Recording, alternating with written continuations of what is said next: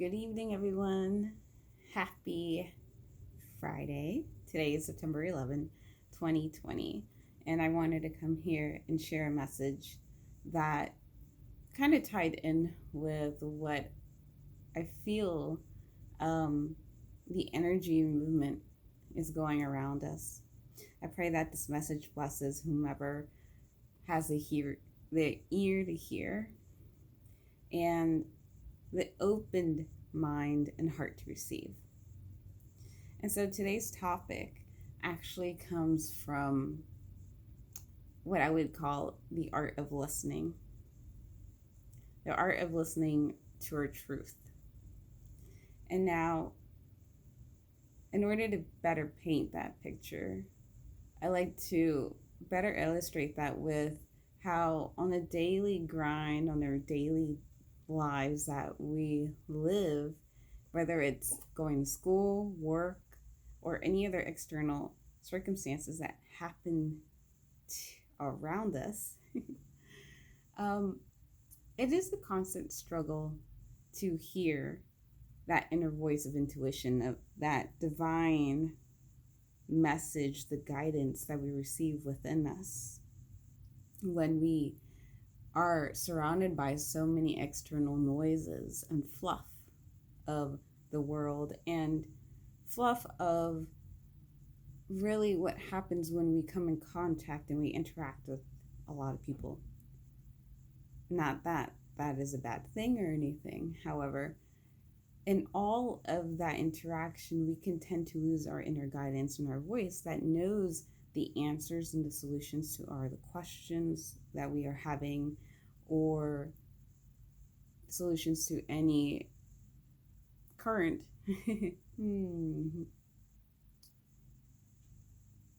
issues that we might be overcoming, challenges. Now, in order to hear our inner intuition and guidance system,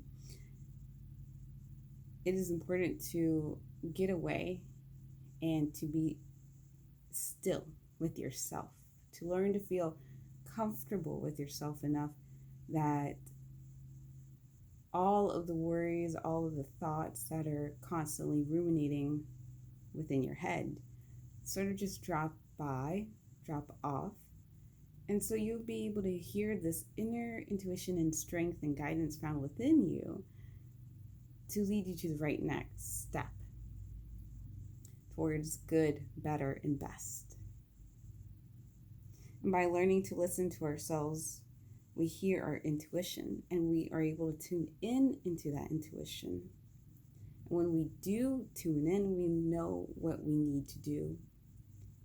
And when we know what we need to do, we can trust ourselves more, and we can trust the universe more. And when we trust ourselves more, when you trust the universe more fully, we are able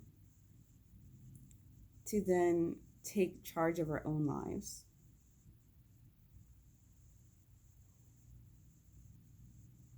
But the thing is, if we don't learn how to listen to ourselves, then we have nothing to trust, nothing to rely on.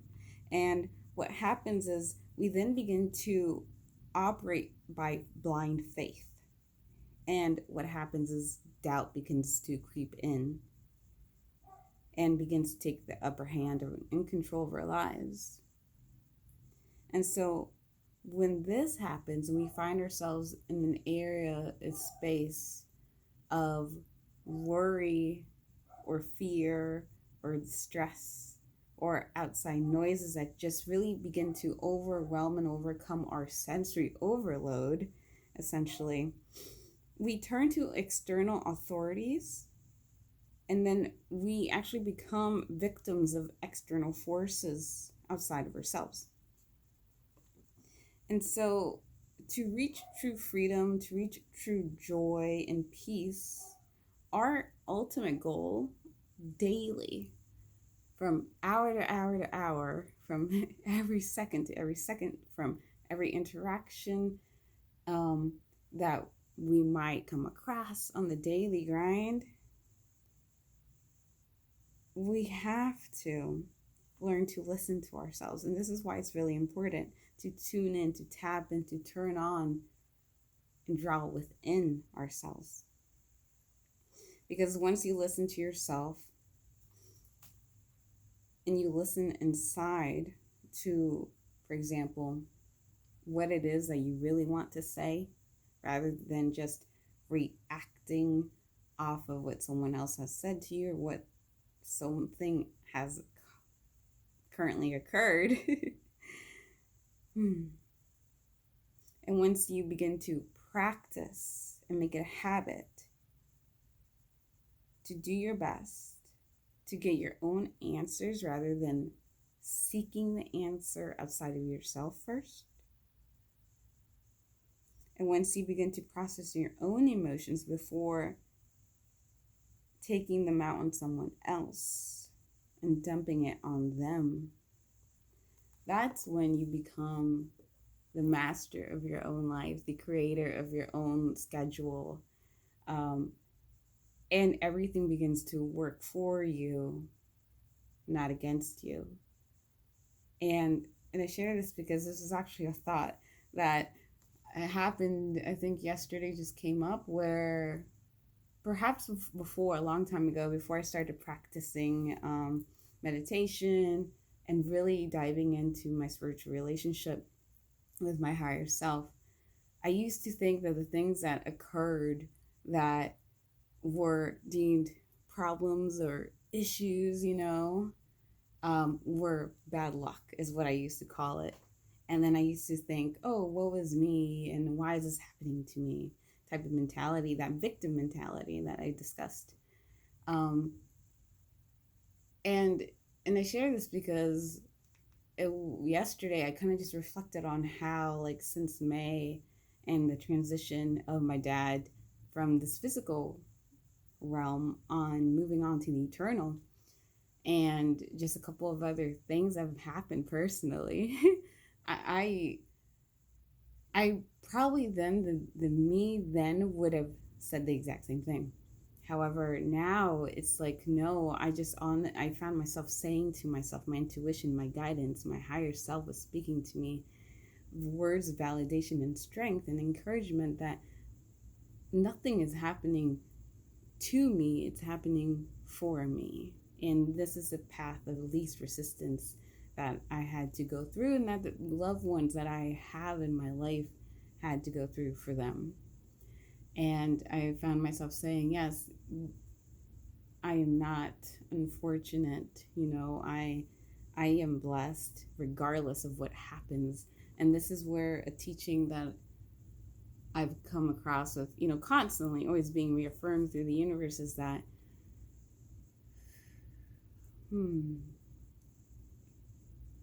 the path of least resistance is one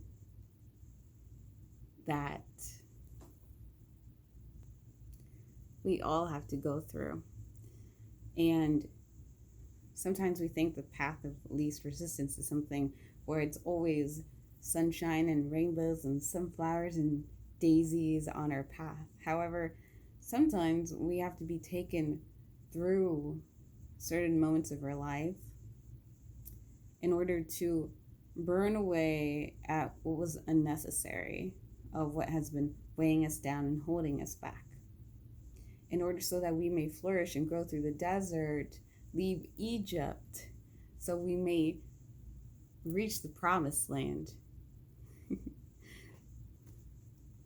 And so, to tie this all in, a couple of quotes that just really resonated with this topic of listening in and really finding that inner truth in the right next steps that we need to take for ourselves. What came up was that perfection is not attainable, nor is it a gift. To become great at something, to excel at something, to become a master of something, it is a skill that takes practice. So if you want to learn something, read about it. If you want to understand something, write about it. However, if you want to become a master of something, go and teach it. as Yogi Bhajan says. And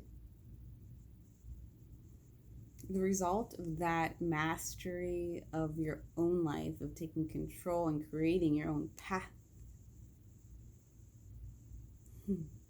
I remember now, Abraham Hicks says that the path of least resistance is a practice. It is a practice of unconditional love. And what that means is that regardless of what is happening around me, regardless what is happening and appearing before me, I choose love. I choose peace. I choose to rest and focus in on the positive of any topic. It doesn't even have to be about this current thing that I'm facing. Because as soon as you let go of the resistance, you will find the answers needed. Don't ever start to attack the problem and thinking that you're going to find a solution by focusing on the problem, because it's not going to work. The path of least resistance means that you let go of control, of you let go of the worry and the fear and the what are the consequences or the outcomes of the situation, and you just follow your intuition and the guidance flow of the divine within you to where it is best fit for where you need to go. And to end this beautiful discourse and this message, I'm very happy to have been willing to share it with you today. I want to leave you with a mantra that always encourages me when I feel insecure, unsure of what it is that I need to do. And this mantra, it is called Om Namo Gurudev Namo. And what that translates is, I bow to the divine creative wisdom of all that is. I bow, I honor, and I submit in worship to the divine teacher within. And this mantra is very important because sometimes when we come in conflict and we don't between, what it is the next solution, next best step is for us to take, we might feel that fear of moving forward.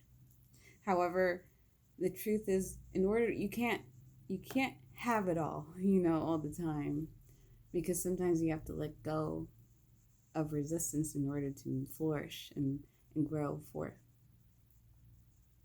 And so with this Adi mantra, I would love to go and practice with you before we sign off until another day.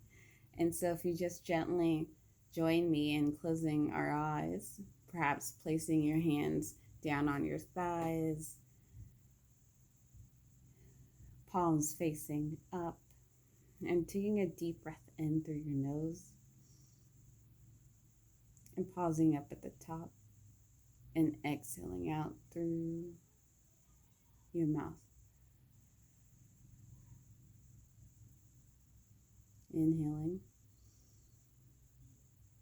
pausing at the top, and exhaling out.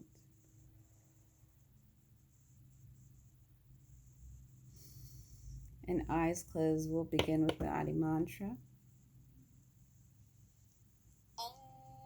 Om Namo Gurudev Namo. Om Namo Gurudev Namo. Om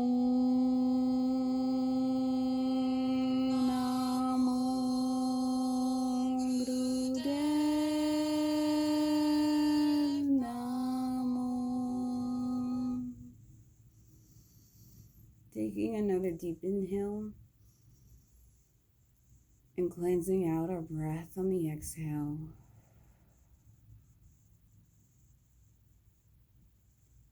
Taking a moment to tune in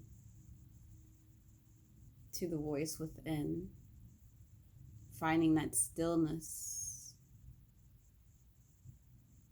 in our current moment and environment. I encourage you to just listen to any encouraging and powerful thoughts that come to you.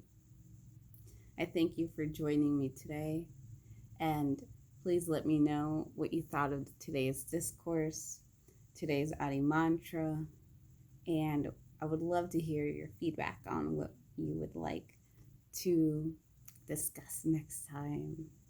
And I would love to continue sharing any more techniques, any tools that I learned on my path and that I pray will help you on yours towards enlightenment and joy, peace and love, and an awakening to your inner, true, still strong voice within. Sat Nam.